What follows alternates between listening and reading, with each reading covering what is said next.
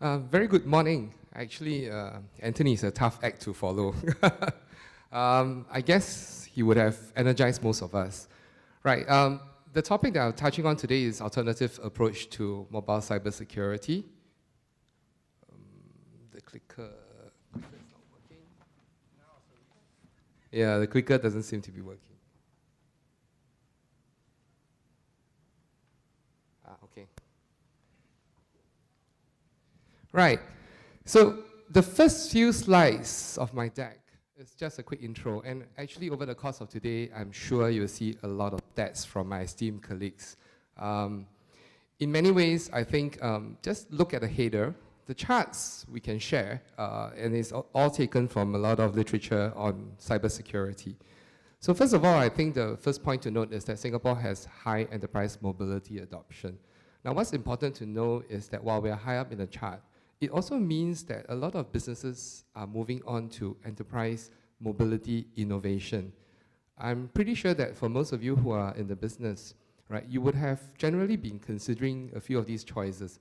First, either issuing devices to your employees and getting them to use applications, either applications that enhance your business like a CRM or a Salesforce kind of a solution.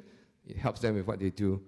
The other approach some of you would want to do is really use mobility apps. So apps that you potentially engage somebody to develop and then issue to your customers. What's important to know is that businesses start to innovate, especially towards this direction. But I think we need to be aware. Some of the stats that we've taken from our partners, for example, Nokia's finding was an increase of 400% in terms of mobile malware. So this is some of the earlier, I would say, cyber threats that Anthony shared. In addition to that, if you look at the stats, Trend Micro says they detected more than 10 million ransomwares. Now, what's important for many of us is twofold, right? First of all, we are a consumer. We use our phone for personal things. Typically, a lot of the threats would show that they are after our identity, or they are after personal particulars, personal data. So as a consumer, we need to be aware. But beyond that, we see a huge trend actually of, I would say, malware that goes after the businesses. So how does it do that? All of us work for a company or enterprise. And if your phone gets infected and you've been using your device for accessing your company mail, accessing it, maybe your software that your company issued to you, then there is a risk. Sad to say, employees are always the main attack vectors. What it simply means in this chart is just to say that there's a huge risk. Awareness is not enough. Even in my own organization, we actually have what we call fake phishing attempts. That means the IT department creates some phishing to see whether the employees actually fall for the trap or not. And unfortunately, they do. But that creates awareness in our organization.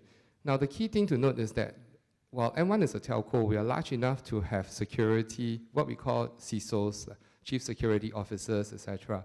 But many of the businesses, especially SMEs, might not necessarily have that. So I think it is important if you own the business, it's important if you're managing the business to highlight it, create some awareness, some mails internally to communicate to your staff. Again, most serious incidents for enterprise. Enterprise attacks typically manifest in unexpected ways.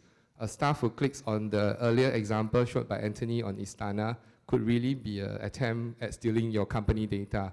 Now, what's worse is that all your customer information could be leaked out. Leaking out could have different repercussions for different businesses. If it gets out and you're in a very close relationship, no big deal. But if your customers' data essentially could be exploited, or even your customers' systems could also be exploited because your company, let's say they have servers and systems that's linked to your customers. I have the case where a printing company prints for the banks, either checkbooks or things like that. Now, if you imagine if you are just a small SMB doing printing, but you have a system that's linked to the bank, that allows the compromise to take place. So, quick summary on some of the points, right? The other point that I want to highlight is that many times large enterprises waste a lot of time trying to look at the alerts. A lot of them are false positives, meaning that they are not real, but all you need is one single attempt that is real. Then your company data gets compromised. However, we always tend to look at cybersecurity and look at the act of protecting as buying insurance.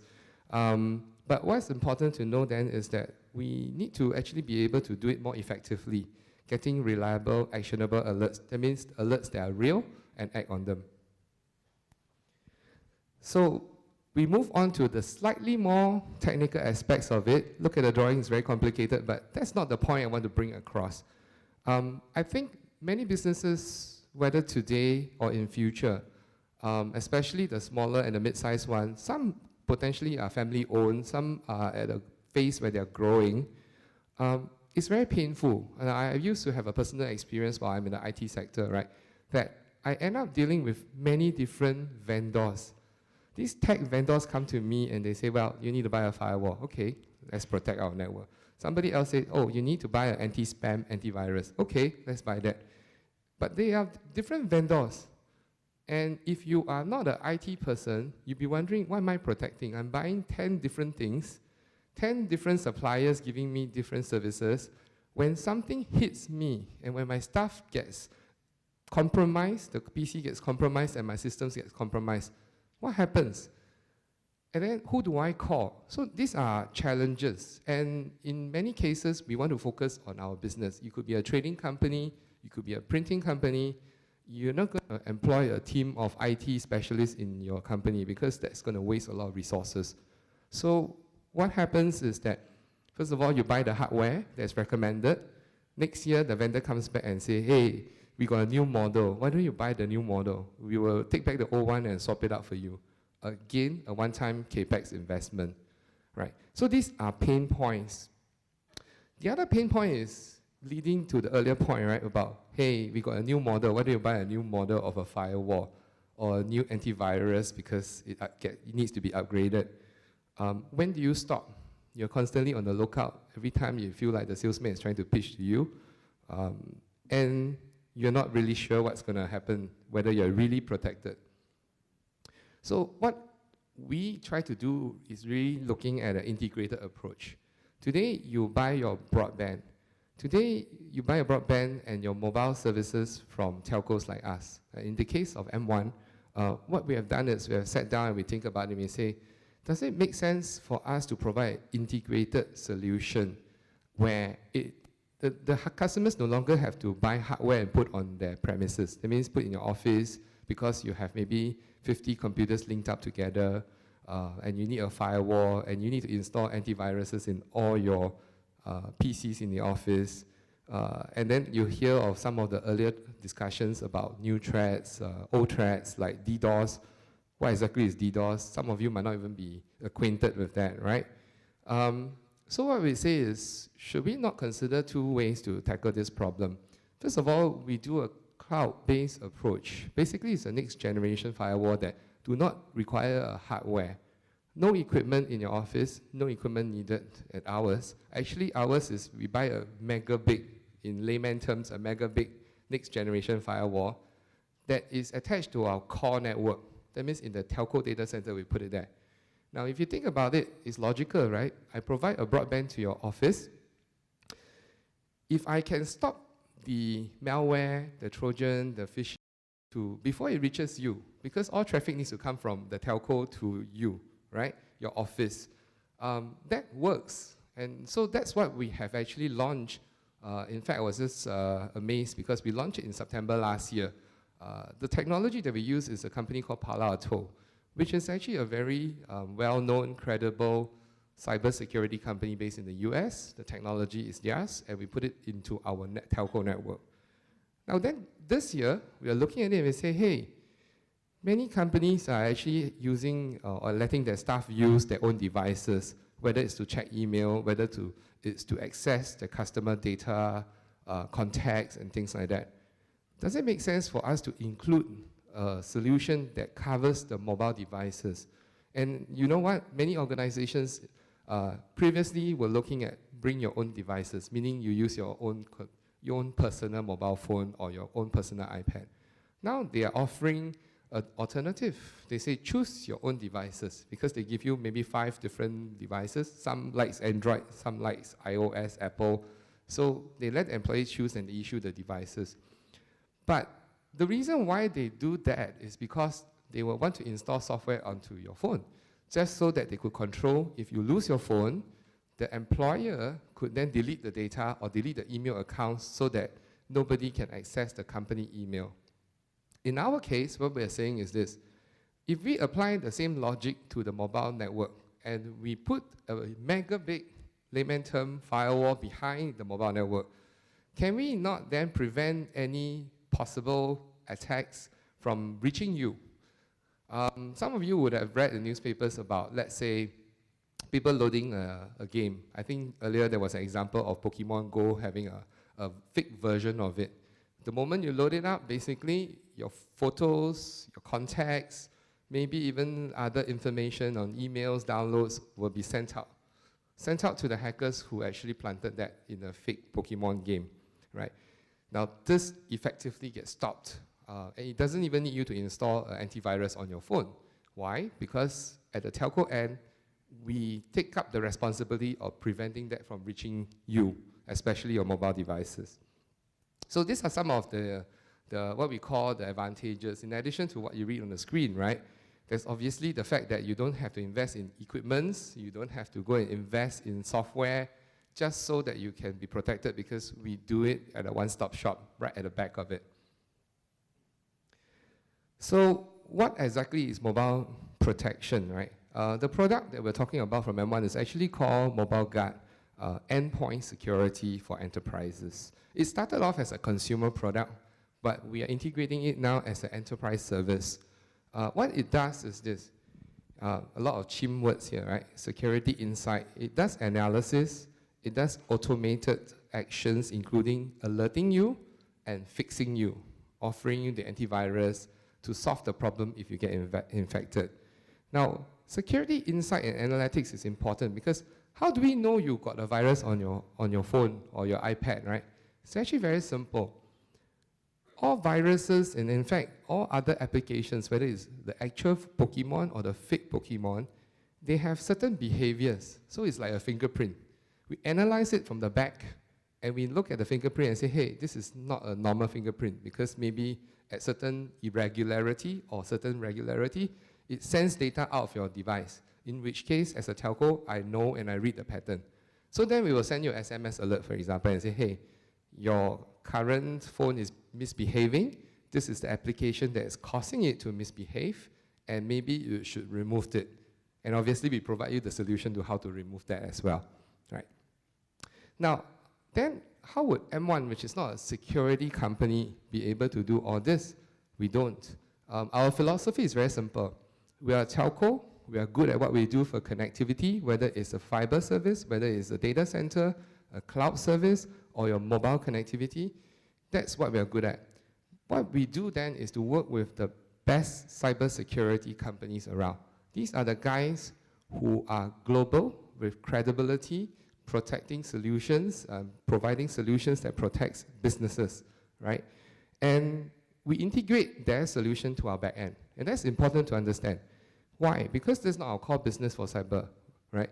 Their core business is cybersecurity, protecting you as a business. And that's important to know because they have things such as threat intelligence labs. Basically, the cybersecurity firms providing solutions in the world, the big ones, at least the more credible ones, they share cyber threats, especially in cases of what we call zero-day attacks. Zero-day means today somebody wrote a malware, they launch it, nobody else knows about it.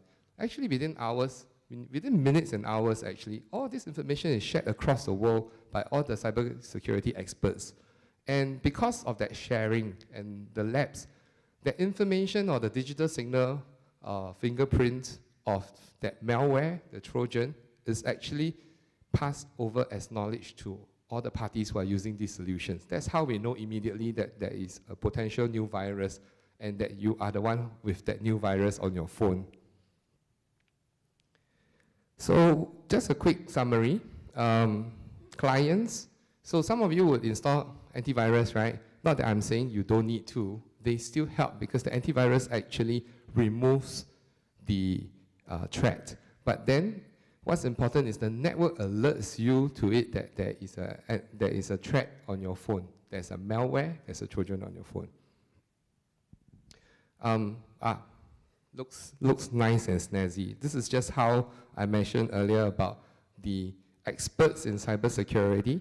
This comes from our other partner, which is Nokia. They are the ones who implemented the cybersecurity solution, which protects all mobile devices in the M1 network. If you sign up for a solution like this, basically, how they do it is to consolidate all the types of traffic. This information is across millions, actually, hundreds of millions, because Nokia provides basically telco equipment across the world, right? Consolidated, and then it is inserted into our network so that when a pattern happens to appear, right, we are aware of what malware it is, and we are also aware of who is using that device. If you sign up for the subscription, we will send you an alert immediately. One other topic, because of the evolution of mobile devices, actually what's key to know is that IoT devices are coming up. Now, depending on your industry they're in, you could be a car rental service, you could be somebody who is doing manufacturing. There's a lot of sensors that's being put in place today because of technology. Now, what's important to know is that many sensors, whether it's in the environment, whether it's managing your fleet of cars, they are very low data devices. They only just store the information about how fast the car moves, where's the location of the car, etc. In the case of, let's say, environment, you put sensors to detect the temperature or whether something is flooding your premises, etc. So those devices are not capable of putting what we call antivirus, sort of. We call it agent, but depending on how you look at it, it's just like antivirus for your phone. You can't install it into those sensors. They are just a mechanical device, right? So what's important is that how do we detect if that device is illegal? We call it rogue in the tech term. Or if the device has been compromised by somebody, right? The only way is actually through the network. At least from our perspective, we will tell you that, hey, this is an illegal device, first of all. Or this device is not behaving normally, because if it used to send a little bit of data every day or every hour on the dot, if suddenly, for every reason, it's sending a lot of data, obviously something is wrong, right? We can alert you. We provide that service to tell you, hey, you might have certain sensors deployed out there in your industry, and if you need the pattern to be recognized, that's what we do. We tell you that, hey, this 5 sensor seems to be misbehaving. Maybe you should go down and have a look at it because something obviously is wrong. Somebody could have tampered with it. It could be a sensor for your gates, for your doors, if you are operating multiple premises and maybe as a storage business, right? So these are examples of what's happening.